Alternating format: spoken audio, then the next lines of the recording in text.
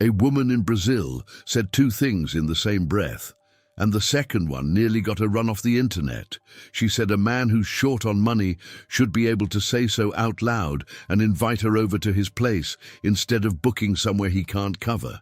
Then she said women should stop demanding a provider in a country where the salaries don't produce providers.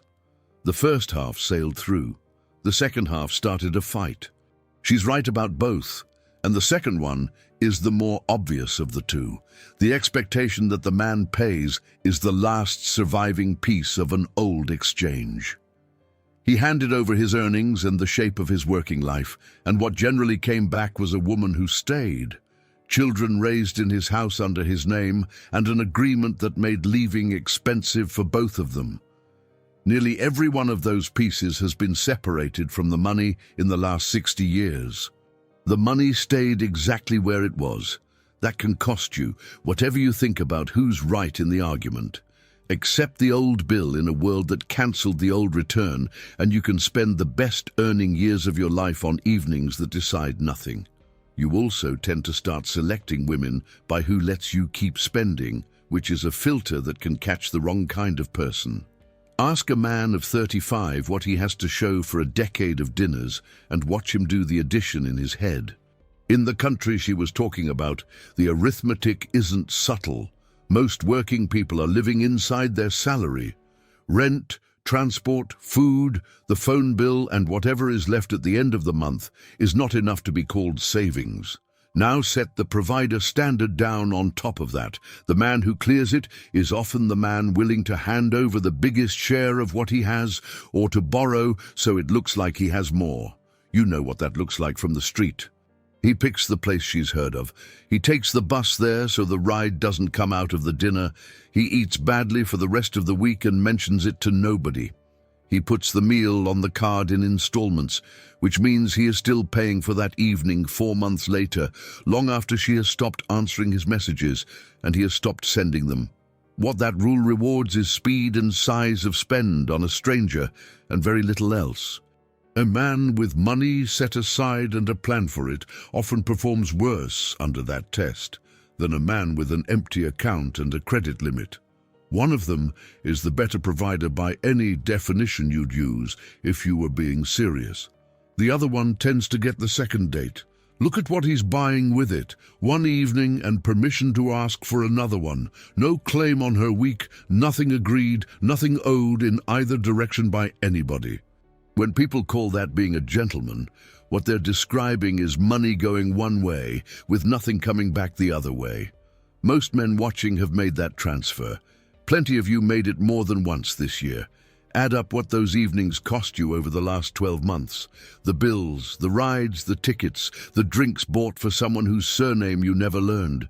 Now name one thing that got settled between you and any of them because you paid. For most men, the number is large and the list is empty, and that gap is what the rule produces in a man who follows it correctly. Her first suggestion was the practical one, and it barely needs defending. If the month is tight, say it, and have her over instead. Order something cheap, put a film on, sit down and talk for 4 hours. Very little that actually matters is missing from that evening. You still see her, she still sees you. You both still find out whether there's anything here. The only thing that goes is the display. Then try saying it out loud, and you discover it isn't a small thing at all. A man who tells a woman he can't cover the restaurant is telling her something she would have found out eventually, and he's telling her early on purpose. Both of them know how that usually goes, so a lot of men keep their mouths shut, book the place, and eat the loss privately for the rest of the month. There is a real reason her attention lands on his money, and it has nothing to do with greed or fashion. For nearly all of human history, a woman with a small child could not feed that child by herself. Whether the man beside her would hand over food, shelter, and protection for years running was often the difference between that child living and that child dying. The women who watched for it closely were more likely to have children who survived. That kind of watching does not switch off because wages got low. That instinct was built to measure years of supply, landing on her and her children from a man who was not going anywhere. It was never built to measure a single restaurant bill from a man she met 11 days ago. A dinner is a sample of a supply nobody has promised, handed over by someone who is free to leave in the morning and very often does. Both halves of what she said stand up once you say them slowly. In a country of low pay, demanding a provider does not reliably locate providers. And a man who admits he's short this month is handing a woman accurate information about him earlier than she would otherwise get it. Neither of those should have been controversial. Both of them were, and one of them was treated as a declaration of war. The men who went after her had one thing worth answering, and it is the hardest thing anybody said that entire week. Their version runs like this. Women have chosen men who could provide in every society anyone has ever studied, in every century, under every legal system, and no clip on the internet is going to change it. Asking women to stop wanting it is asking them to want something they don't want. On that reading, nothing has stopped making sense at all. Men simply became unable to fill the role, and then built themselves a philosophy around the failure.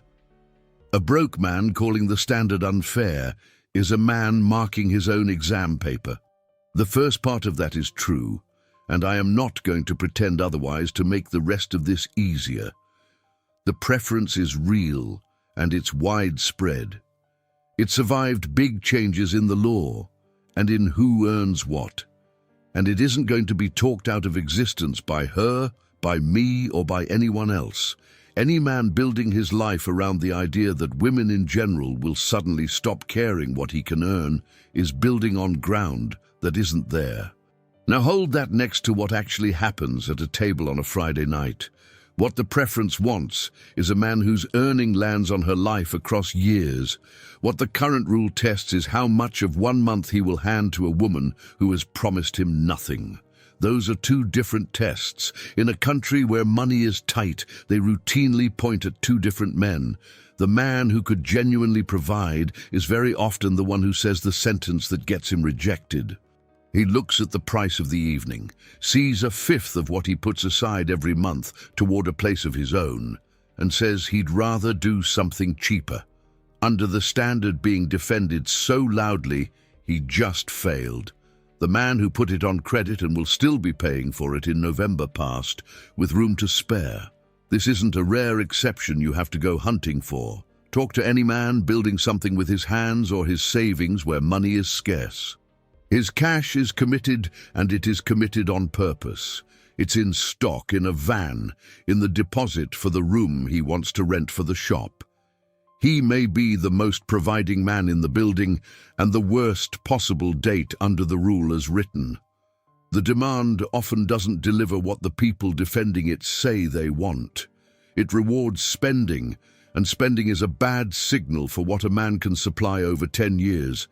That's what survives the strongest hit anyone landed on her that week.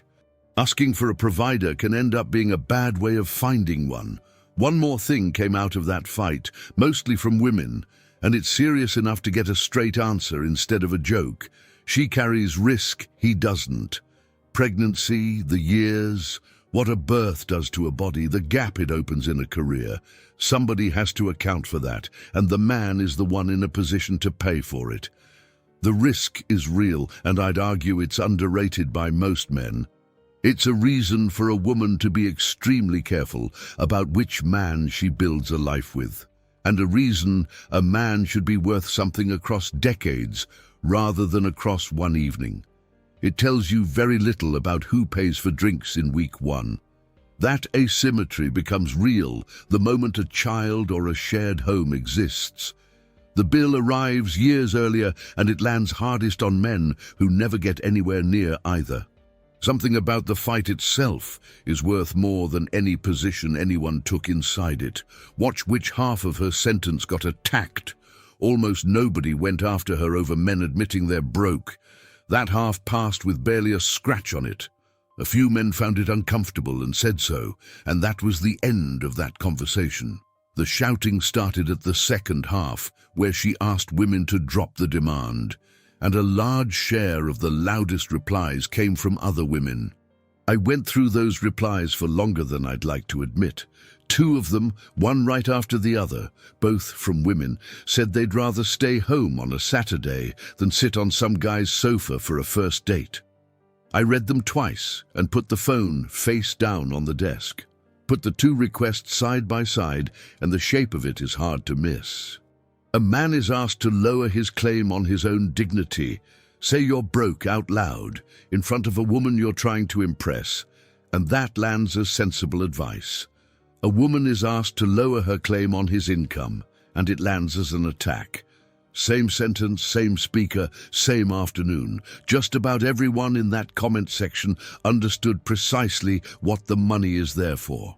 It's worth being exact about what the payment used to buy, because most people alive today grew up after the fact and inherited only the bill. A man handing over his earnings generally got a woman who stayed.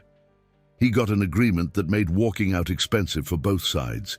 He got children raised in his house and a household organized around the work he did. You can think that arrangement was unjust to her, and plenty of it was, and the description still holds. The thing worth noticing is that it had two sides.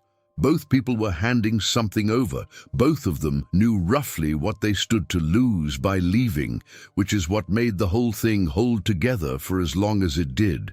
Nearly every piece of that has been taken apart since, and most of it for reasons I defend. She can leave, and in most cases, she can support herself when she does. A dinner obliges nobody to a second dinner. Marriage and children arrive years later now, if they arrive at all. One piece came through that entire demolition largely untouched, and it's the one that comes out of his account. Much of what in the old exchange cost a woman something got dismantled in public, and in many cases celebrated for it. The part that costs a man money is still widely expected, and it's enforced by nothing but the embarrassment of a table where neither person has agreed to a single thing. Think about what happens if you test it. Next time the place she picks is out of range, tell her straight, "That's more than I want to spend this month. Come to mine and we'll order something instead." You can already guess most of the reactions you might get. The fact that you can predict them this accurately before you've said a word is a pretty good indication that the rule is real. No matter how many people insist, it's only about romance. There's one more thing the surviving payment does to a man, and it works on him from the inside where he can't see it happening. Money already spent tends to make it harder to leave.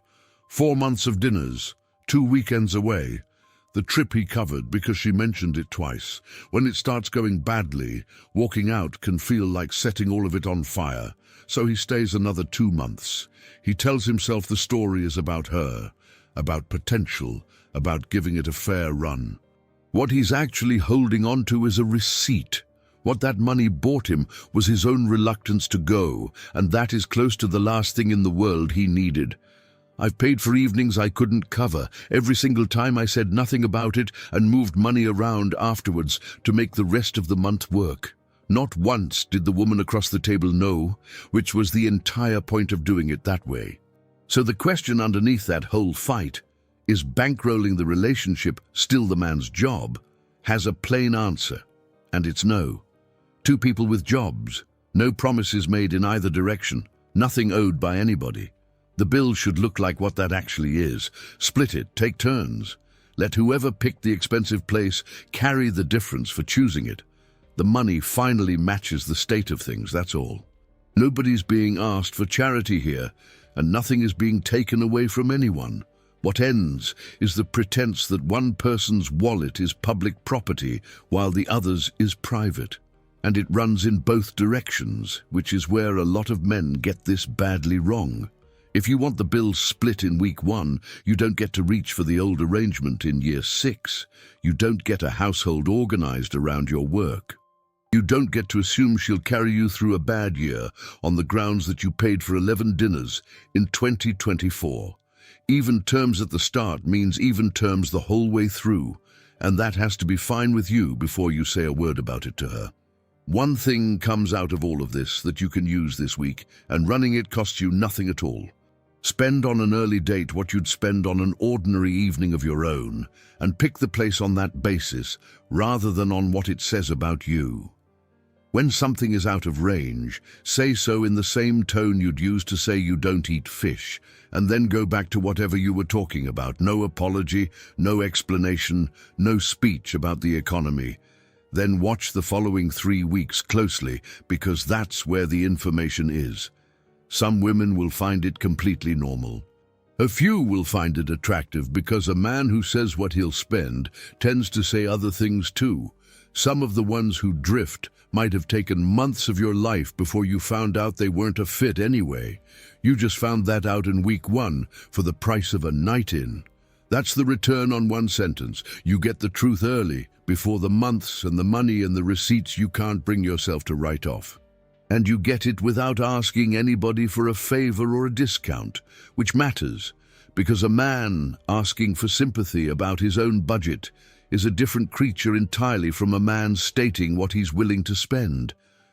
The woman who set all this off described her country's payslips accurately, and the reaction to her proved her case better than anything she actually said. People rarely get that angry about an arrangement that's working for them. What a man pays should match what actually exists between him and the woman he's paying for. Right now, at the start, what exists between the two of you is 2 evenings and some curiosity. Price it accordingly and stop apologizing for the number. And on the day something real does exist, a home, a child, a life you're both standing inside of, pay like a man who's in it, because then you will be.